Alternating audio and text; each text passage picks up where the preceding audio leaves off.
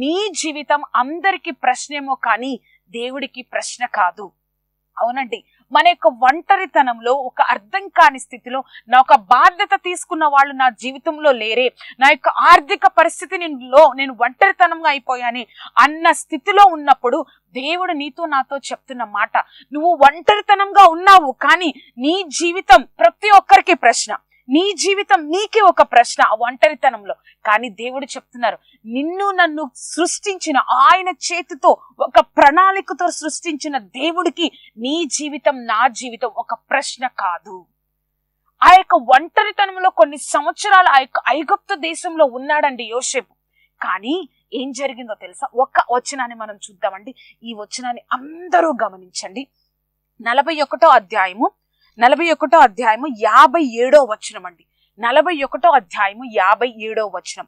మరియు ఆ కరువు ప్రతి దేశమందు భారమైనందున సమస్త దేశస్థులు యోసేపునద్ద ధాన్యము కొనుటకు ఐగుప్తునకు వచ్చిరి. చూసారా అండి? అక్కడ ఇంగ్లీష్ బైబిల్ ఎలా ఉంటుంది? All the earth came to Egypt to Joseph. All the earth came to Egypt to Joseph. ప్రపంచంలోని సమస్త దేశాలన్నీ ఆ కరువులో ఐగుప్తుకు పయనమయ్యాయంట. ఐగుప్తు వైపు పరిగెత్తుకొని వచ్చాయంట. ఎందుకో తెలుసా అండి? యోసేపు ఆ యొక్క ధాన్యాన్ని దాచాడు కాబట్టి యోసేపు కోసం వెతుక్కుంటూ వచ్చారంట. ఎంత గొప్ప ప్రణాళిక అండి! ఆ ఒంటరితనంలో దేవుడి యొక్క గొప్ప ప్రణాళిక చూసారా? ఆ ఒంటరితనంలో నీ జీవితం ఒక ప్రశ్నగా ఉండి, నాకేం అర్థం కావట్లేదు, ఇంకా జీవితం అయిపోయింది, అందరి జీవితాలు సంతోషంగా ఉన్నాయి, నా జీవితం తప్ప, అందరి జీవితాలు ఆశీర్వదింపబడుతున్నాయి, నా జీవితం తప్ప అని నువ్వు అనుకుంటున్నావేమో. యోసేపు కూడా అలానే అనుకుంటే నిజంగా ఆ యొక్క టైంలో ఎవ్వరు కూడా కరువులో ధాన్యాన్ని ఇచ్చేవాళ్ళు కాదేమో. యోసేపు నిలబడ్డాడండి. ప్రతిరోజు నాకు అనిపిస్తూ ఉంటది, ఉదయం లేచిన దగ్గర నుంచి సాయంత్రం పడుకునే వరకు యోసేపు కంటి నిండా కన్నీరే ఉండేదేమో. అటువంటి పరిస్థితి గుండా కొన్ని సంవత్సరాలు వెళ్లాల్సి వచ్చింది యోసేపు. ఆ జైల్లో కంటి నిండా కన్నీరే ఉండేదేమో. అందరు వస్తున్నారు, వెళ్ళిపోతున్నారు, నా పరిస్థితి ఏంటి, అన్యాయంగా ఇక్కడ ఉండిపోయాను అని అనుకుంటా ఉన్నాడేమో. కానీ దేవుడు వదిలేశాడా అండి? దేవుడు వదిలేశాడా? ఏమంటున్నారు? సమస్త దేశాలు ఐగుప్తునికి వచ్చాయంట యోసేపు దాచిన ధాన్యం కొనడానికి. ఎంత గొప్ప ప్రణాళిక అండి! నువ్వు ఒంటరిగా ఉన్నావా? దేవుణ్ణి తెలుసుకొని కూడా దేవుడేం చేస్తున్నారులే, దేవుడేం చూస్తున్నారులే, నా జీవితం ఒంటరి అయిపోయింది, అది కాదండి. దేవుడు ఒక గొప్ప ప్రణాళికతో నీ జీవితాన్ని, నా జీవితాన్ని కొన్నిసార్లు ఒంటరిగా తీసుకెళ్తాడు. ఆయన యొక్క గొప్ప ప్రణాళిక, ఆయన శక్తి, ఆయన గొప్పతనం ఈ లోకానికి నీ ద్వారా, నా ద్వారా ఒక అనాథలు, ఒక ఒంటరైన వాళ్ళు ఏ విధంగా నిలబడతారో, ఏ విధంగా ఉంటారో, ఏ విధంగా దేవుణ్ణి హత్తుకుంటే ఆశీర్వదింపబడతారో తెలియజేయడం కోసం దేవుడు కొంతమందిని అనాథలుగా చేస్తారు, కొంతమందిని ఒంటరి వారిని చేస్తారు, కొంతమందిని ఆర్థిక స్థితి ఇస్తారు, కొంతమందికి అనారోగ్యాన్ని ఇస్తారు. ఆ స్థితిలో నువ్వు నేను బాధపడకూడదండి. ఆ స్థితిలో ఉన్నప్పుడు బాధపడకూడదు. మన ఆశ్రయం దేవుడు మాత్రమే. నువ్వు నేను ఒంటరివి కాదు.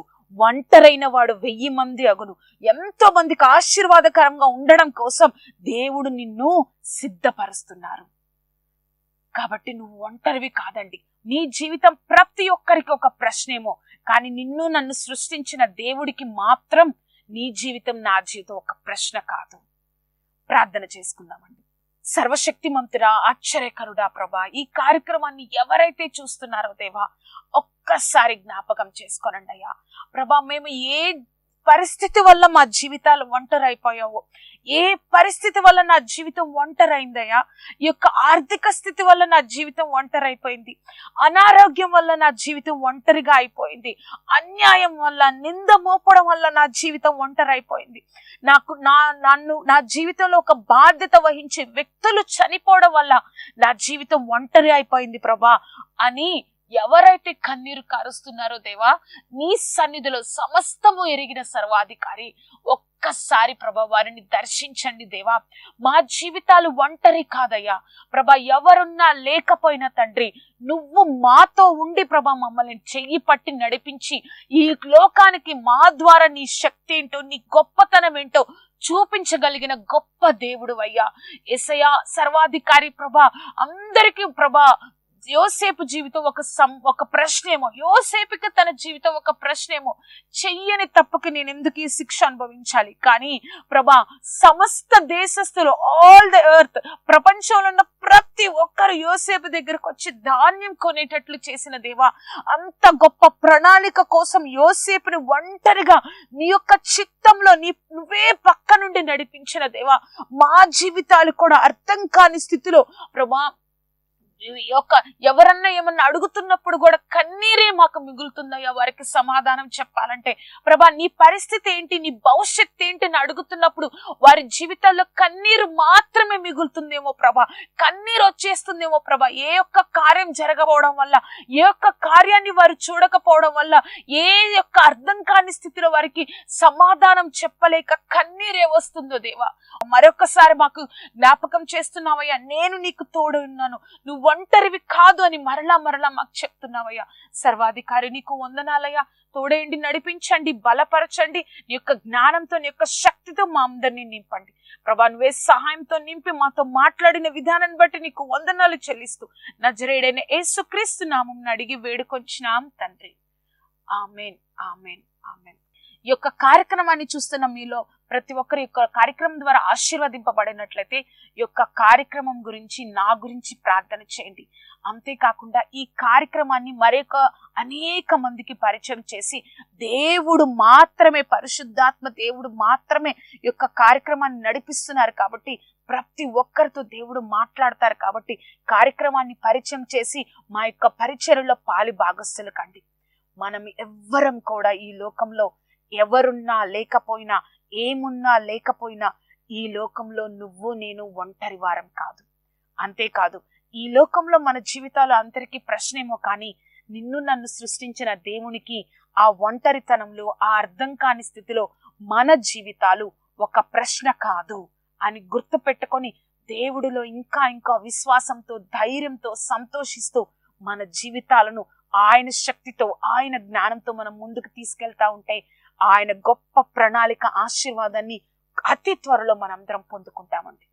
దేవుడు మీ అందరినీ, మనందరినీ ఆయన యొక్క గొప్ప ప్రణాళికలో భాగస్సులు చేయడానికి సిద్ధపరుస్తున్నాడు కాబట్టి వెనుదిరగొద్దు, దేవుడి వైపు చూద్దాం. దేవుడు మిమ్మల్ని ఆశీర్వదించును గాక. దేవుడు మీకు తోడై ఉండును గాక.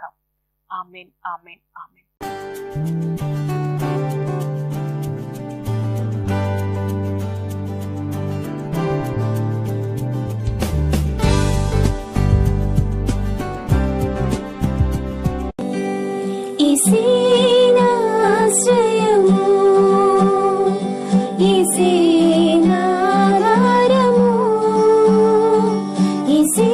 ఈశీనాశ్రయము